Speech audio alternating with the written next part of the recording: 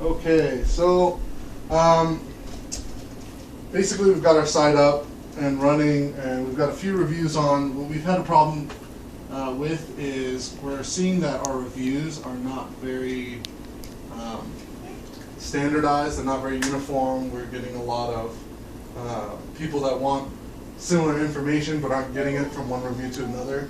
So we're trying to draft a standard. You guys have copies of the standard so far as it's set, and this is what's been drafted by my partner and I. And we just want to see what you think about it. Do you have any thoughts before we kind of delve a little bit deeper into this? From off of this? Sure.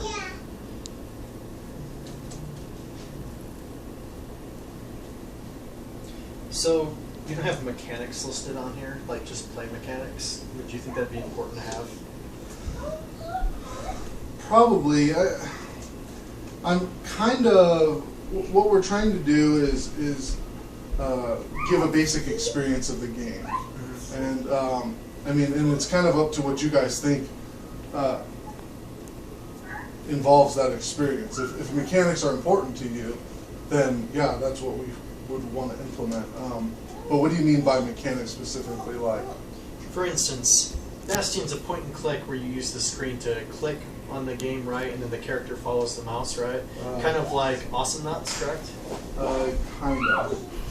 Whereas, like, if you go with another game, say, not necessarily an indie game, but if you go into like how the game mechanics of how gameplay is in Portal, they're just completely different. Sure.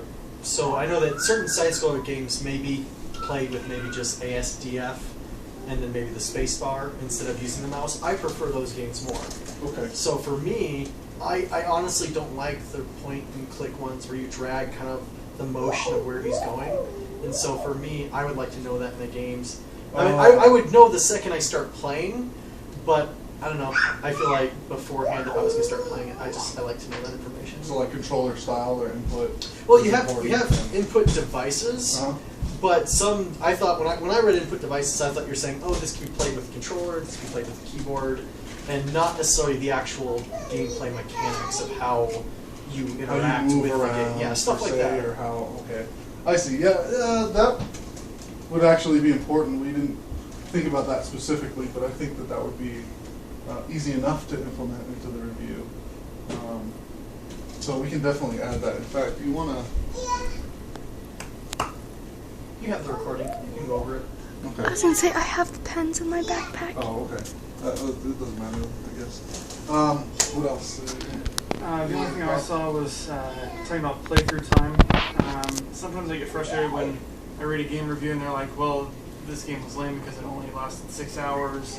And then I play through it and it took me like 12 hours. But what difficulty were they playing at? Were they playing on easy? I'm playing on normal. Okay. So what difficulties are available? What do you say how long the gameplay is going to be through the whole game? Then list what difficulties being played. I see. Might be a good idea. Well, I think probably putting like the experience that reviewer per se has with that type of game might also factor into the time, and so maybe getting a brief background on, you know, I've played a ton of these games, first-person shooter, or you know, it's an RPG. You know, I'm very familiar with them. I can get through them quickly, as opposed to someone that hasn't played them before. Or, you know, so that's a good point because I've definitely come across that myself in games. So okay. Is there anything in terms of maybe things that were a little vague on in any of those that you would like a little bit more specificity?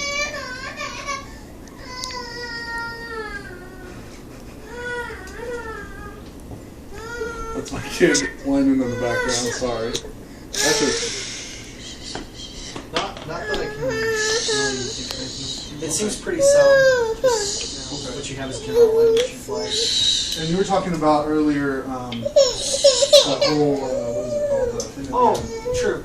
One of the things that I was thinking is that I know that certain people, when they're coming in to look at a review, even though a reviewer may love the game or hate the game and wants to vent about it, sometimes people just want the general overview, and so perhaps even having just an infographic that you have as a set kind of, you know, this is this small information we include here so that people can take a look at it, and maybe it can say, playtime, did I like it? And it just has like all that in one small infographic that someone could glance at if they don't really feel like reading your wording, your review that you have, or lack thereof. It just may help those people that want to just get it then, get a good idea of what someone felt about it. So what kind of specific information would you want in that infographic? I mean, maybe game time or rating in terms of ESRB or just what kind of thing are you looking for? I don't think the ESRB was more something. I think Okay.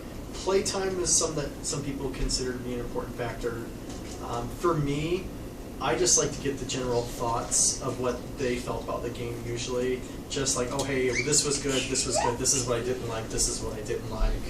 And having just a couple of points of that, and then to say, you know, would I play it again, you know, just maybe some couple information like that. I don't know, have you seen what I'm talking about, like under sites? Yeah.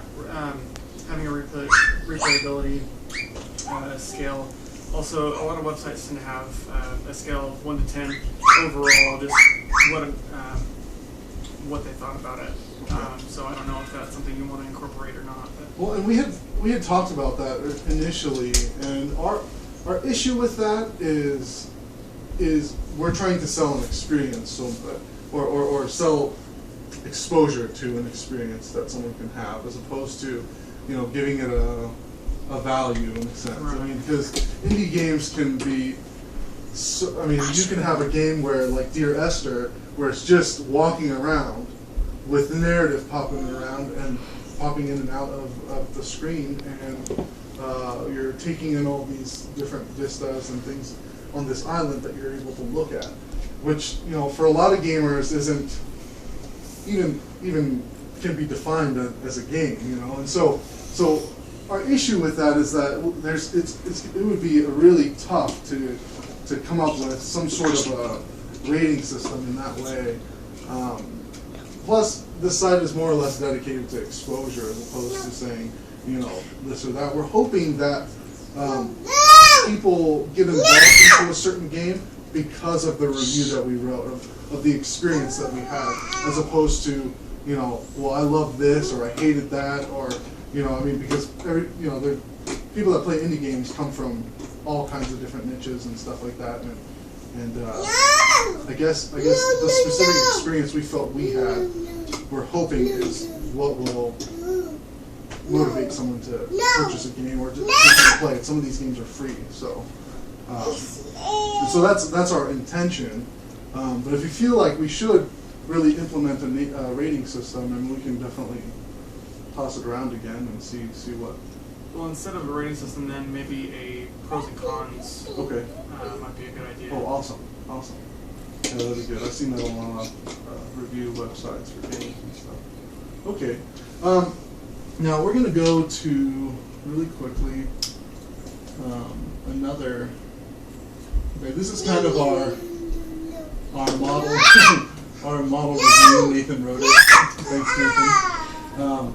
What we're trying to do, though, is come up with a better format. I mean, is this decent? I mean, aside from the fact that, you know, maybe at the beginning or the end we will add that basic summary and say, you know, maybe that pros and cons list or what Nathan was talking about earlier. Aside from having that on here, is there a way we should structure this differently to be a little more useful to you?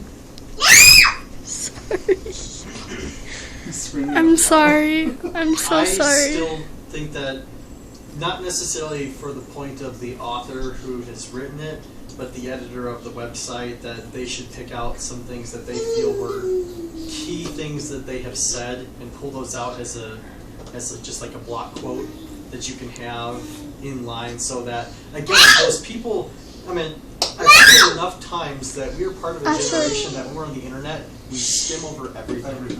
And so, and like I said, some people do enjoy reading the reviews all the way through, or reading just articles online all the way through. But a lot of people, they skim through, and so those things that you feel like were important that the reviewer said about it, like, I liked it, this, you know, this this part in here was intriguing, and then it pops out and they can see that. And then maybe something that they're as a con side, they could say, but the mechanics of actually jumping and walking weren't as solid as I thought they could have been.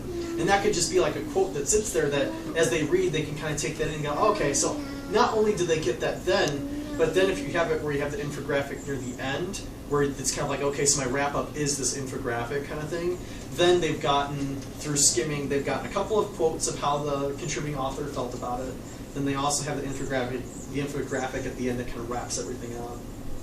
And So are you talking about these kind of embedded throughout the text? Kind of, yeah. Like when I saw your review and I read that, I was like, you know, that really stands out. And I think that, I don't know if it was supposed to be a subtitle or if it was a quote that you had said from it, but it stuck out. Yeah. And that's what I read first, and I was like, oh, okay, cool. That kind of is a neat thing that I feel like though more of those spread out may make it better for, like, again, those people that are just skimming through it. Yeah, and that's what I was going for, but to put it more frequently throughout the page, I think. And it doesn't have to be overdone. There could be like 3.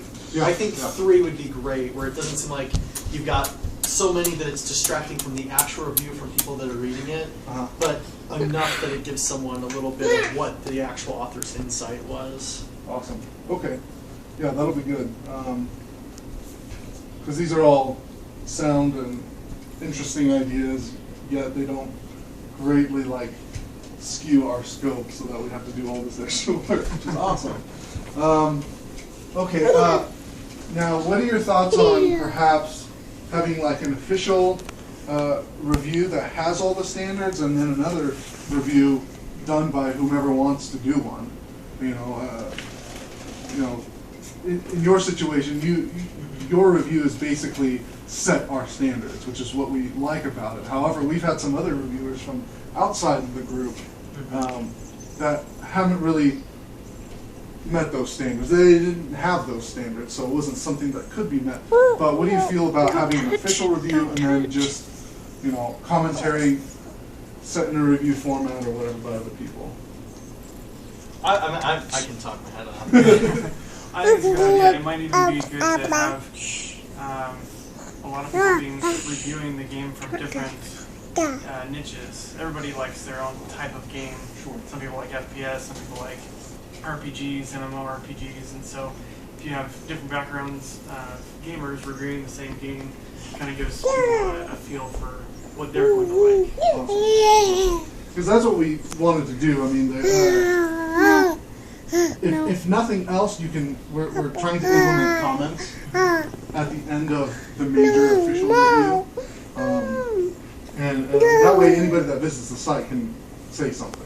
And obviously it'll be monitored by somebody, so we can keep it at least relatively friendly.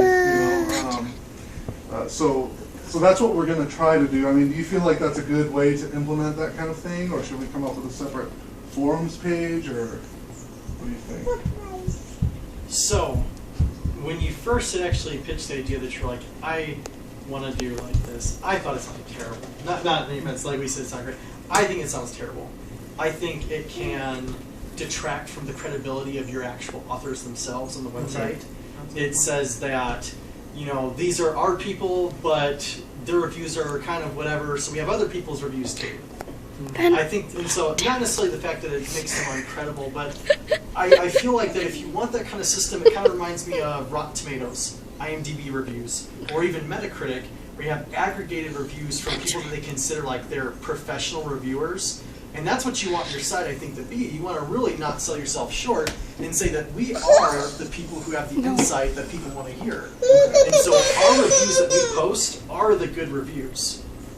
And if you want people to be able to have peanut gallery comments, let them put it in the comment. I thought that game sucked. It was terrible. This person doesn't know what they're talking about. And then other people can kind of go, yeah, this guy's full of it. I think that game was terrible too. But then you're going to have people, now this is, as much as I love reading articles, I don't know if you've ever, do you read Engadget a lot?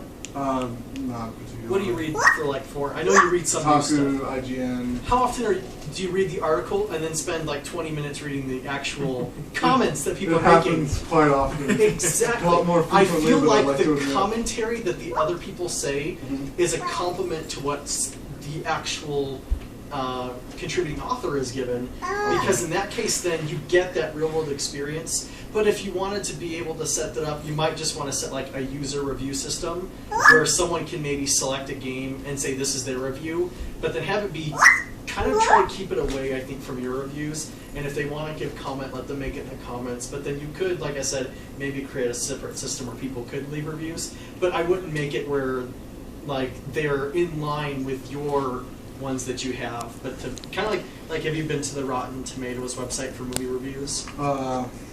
I think so. Just They once have, or twice. and I think I'm thinking more of Metacritic, the way how they set up their reviews, is that you see the reviews from, like I said, the people that you consider a valuable opinion from official sources that they have pulled from websites that they always are pulling information from. And then there's users who come in and say, yeah, but I thought it was really good. And sometimes it's good to see the difference. There's movies that I like that some of the people have reviewed and said, oh, that was only like 27% gives favorable on Metacritic, and yet there's like an 85% favorable from users. And when you see that difference, it goes, maybe I want to check in this. Maybe the people who are reviewing it don't like it, but then a lot of other people do, and it makes me want to read it. But then if I see that all the reviewers don't like it and then the users don't like it, then I'm kind of like, it probably does suck. But I might like it, I'll maybe look into it. That's kind of how I look at it. Well, that's a good point. I mean, I do think that now that you bring it up, it would kind of limit our, I guess, authority, I suppose, is for lack of a better word, of reviewing a game. And it's not to say it always has to be your authors, though. Right. Because Kotaku, an example, they do have people who are like guest freelance writers. Don't They have touch. people that they will have write stuff for them. Now, do you think then, if in that case, if we were to receive a review on a game that wasn't quite up to our standard, to edit things and to add things in and say, hey, this has been edited or whatnot? No. Okay. No, it's best to, if they, this is my opinion, I would just send it back and say, we appreciate your interest as being a contributing author, but then send them this. We have this is standards. what we expect that you need to write about in order for us to post it on our website. And if we read it after you make those changes and we think it's up to par, sure, we'll post it. We'd love your opinion. Okay. But I think that, yeah. Okay. Yeah. No, awesome. I really appreciate that. Okay, well, I guess that gives us a lot to think about and a lot to to do in the next couple of weeks. One last question, and I guess this is kind of trivial. They're all indie games that we're having on this side. Are there any specific ones you guys would like to see on?